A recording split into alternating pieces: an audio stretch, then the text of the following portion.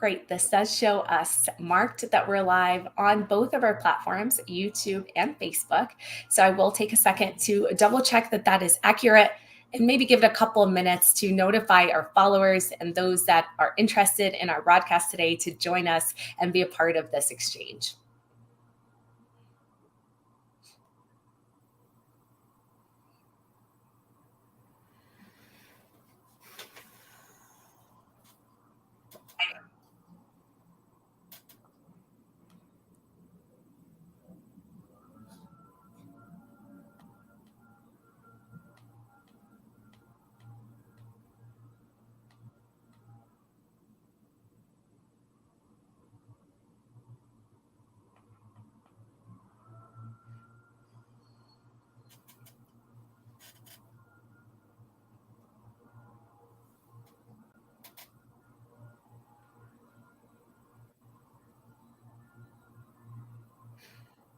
Okay, I am starting to see the notification. In the interest of time, I will go ahead and begin some of my housekeeping and guidelines and all the rules that I like to throw out there and make sure that I'm not hoarding this broadcast way too much and actually get to the topic that all of you are interested in hearing today.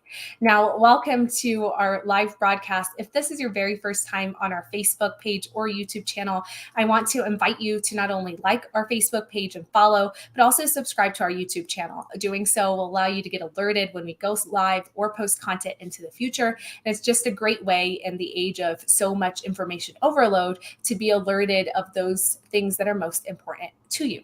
So I am Juliette Abdel. I am the host of our live broadcast, and we generally have our live broadcast on a weekly basis to give you updates on our city. We introduce you to new partners in our organizations.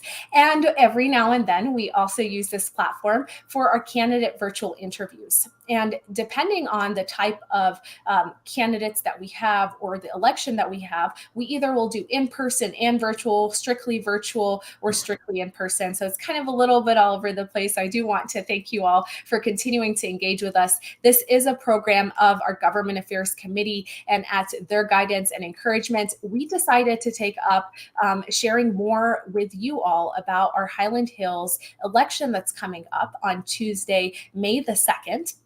And this is an election that's right around the corner that we wanted you to be more familiar with, more aware of. So we decided to invite all of the candidates that have filed. Now, there are 3 candidates that have filed for the 2 seats that are out there. It actually started with 4, and now we have 3 candidates.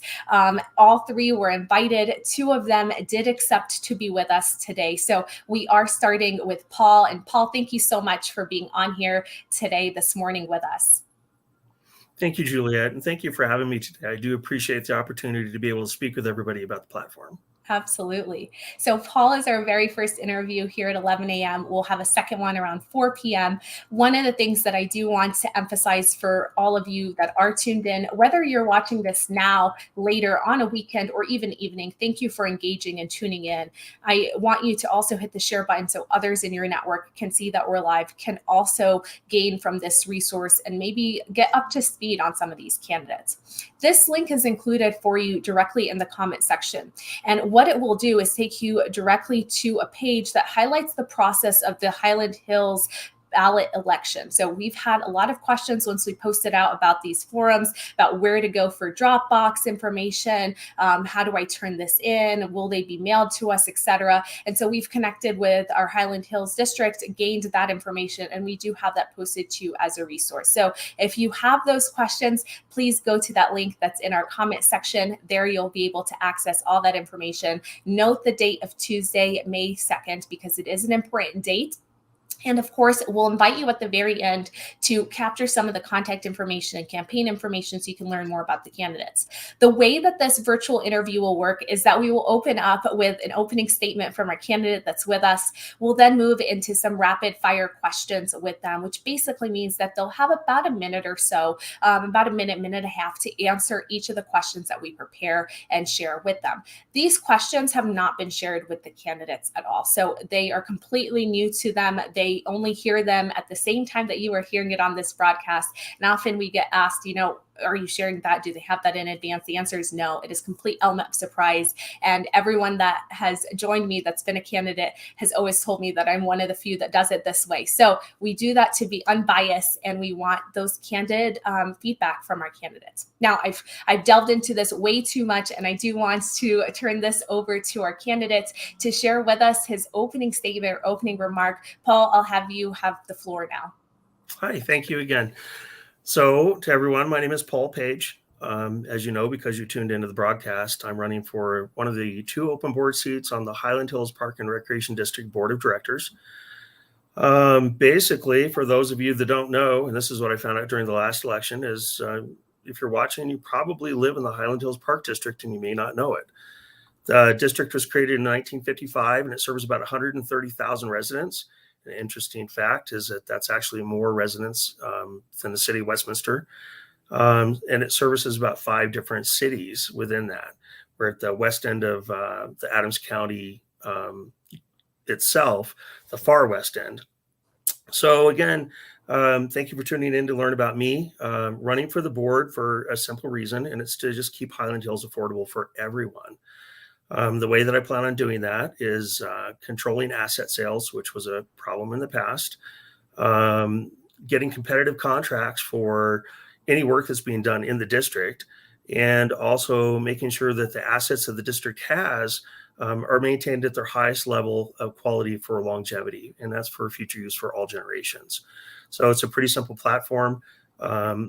My background, I don't know if we'll get into that or not soon enough, but I grew up in Boulder. I'm a long-term resident of Westminster. I've lived here for about 23 years. I own and operate a business, Mad Rabbit Distillery, here in Westminster. I'm able, well qualified, and ready to serve. Thank you so much for giving us an introduction overview into your candidacy and why you are seeking this position. Now, you briefly started sharing with us where you grew up and how long you've lived here in Westminster. I was going to plan on asking you to give us our background, but go ahead and share with us what qualifications you may have that you feel really position you best to fill one of these vacancies. So I come in with a unique perspective. My initial degree was in construction trades and building, or construction and building management. Also, I have a second degree, which is in aviation electronics and technology. So I bring a perspective of not only having a construction background, which is important to the district since it does build and maintain several projects. I have a technical background from my second degree. Also, being a small business owner here in Westminster, it gives me a unique perspective from some of the other residents and business owners that someone else may not have. So 3 different perspectives all in one package. Thank you so much for that. Do you feel the role of the board is outside of governance to also be involved in the district to some capacity, whether it's being involved in community organizations, business groups, or outwardly facing?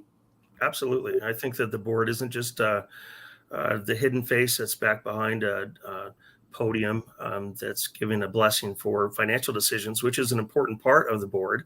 The board does have the fiduciary responsibility for not only the mill levy dollars that are being brought in, but for the enterprise funds that are being brought in as well to make sure that they're spent properly. But the second phase of that, and I participated in several of these, even though I'm not on the board, is the community outreach. Participating in programs, meeting people, getting feedback from the residents as to what's important to them, because it may not be the same for everyone. And I do think that's an important part of the job.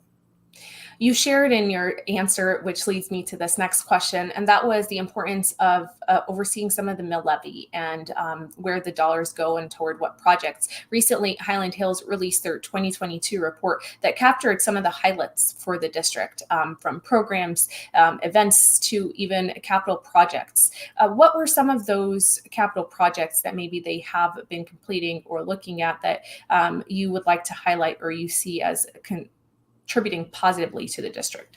It's a really easy one up front, and that's got to be the Carol Butts project. So I have received some emails through my campaign and people asking specifically about mill levy dollars and how they're being spent, and why aren't the dollars, and perhaps it's a lack of understanding as to why aren't the dollars being spent here and instead being spent there. And specifically for Carol Butts, they're building a sports complex from the old athletic center, and it is truly amazing. So the mill levy was put in place to appropriate funding for that particular project. And if anybody would go and look at it to see what it was and what it is now, what it's going to be for the residents is pretty spectacular. Absolutely. What do you feel are some issues that the district currently faces? Awareness is probably number one for me. And I think I know the district is in the process of doing some rebranding and that community outreach that we talked about. As I mentioned in my opening statement, there are so many people that I met while I've been campaigning door to door, been meeting people at the grocery stores or walking into shop. They're just completely unaware that they live in a district. And if they are aware they live in the district, they might be aware of one or two of the assets or amenities in the district for the residents. But they really don't know, perhaps even that they pay taxes towards those. And we can come back. I'm sure you'll probably ask me a question about that later, about mill levy and taxes and revenue coming in from the projects that are in place. You guessed it right. I don't know if you're reading my mind, but you're actually feeding into, I have like this idea of things that I would like to ask you. And I'm really trying to go based off of where the direction of our conversation is taking us. Okay. And when we look at the 2022 revenue for Hyland Hills, the Parks and Recreation District, of course, for those of you that have joined us and tuned in, thank you for hopping on. We've got Paul Page with us, one of the 3 candidates that are seeking a position on the board of directors here at the May 2nd election. We look at the 2022 revenues that have been reported through this annual report. We see that the revenue has come from the water world being a big part. You've got the ice center, you have the recreation pools, golf, and then you've got a percentage of taxes. About 20% of the revenue comes from taxes. Do you feel that this has historically been the case in terms of where the dollars are coming from? Is there room for additional revenue diversification? Or how do you feel that this captures best what can be raised and reinvested in the district for the community members? So excellent question. Hyland Hills is in a really great position from the standpoint of the mill levy dollars are definitely contributive to the overall budget. However, we have the enterprise funds, and particularly touched on a couple. Waterworld is the number one revenue generator for the district. Along with that is the golf course, which I love. I love Waterworld too. Actually, I love everything in the district. And Ice Center is actually a big one, if you hadn't mentioned that. And adventure golf, of all things. So the reason I'm laying these out in a particular order is we have in the district what are called winners and losers. And I don't mean that as a derogatory thing. I mean that as some of them contribute finances to the district and some draw finances from the district. For example, you can't really make money on an open field park. Even on some of the ball fields, it does generate some revenue, but it really isn't enough to cover the expenses of that particular amenity. So it's good that we have that offsetting balance between the moneymakers and the projects that consume money. So that's one great thing that keeps our mill levy dollars down, is that we have those revenue generators. And I think that's important to maintain that aspect as well as the ones that don't. Mm-hmm. In your comments, you raised a lot of information for us and great information and context. So thank you for sharing that. One of the items we touched on was golf courses, and I'll throw you a curveball. This is a question in regard to some rumors that we've heard recently in the community, and that there was a longtime organization or business that was affiliated to one of these golf courses that no longer is, and that process has been questioned, not only for transparency but fairness. What can you say around the process behind the selection of what businesses to partner with, or being inclusive of the business community in the Hyland Hills district? So I'm pretty sure I know what you're talking about. So it's just a mild curveball. The way that occurred,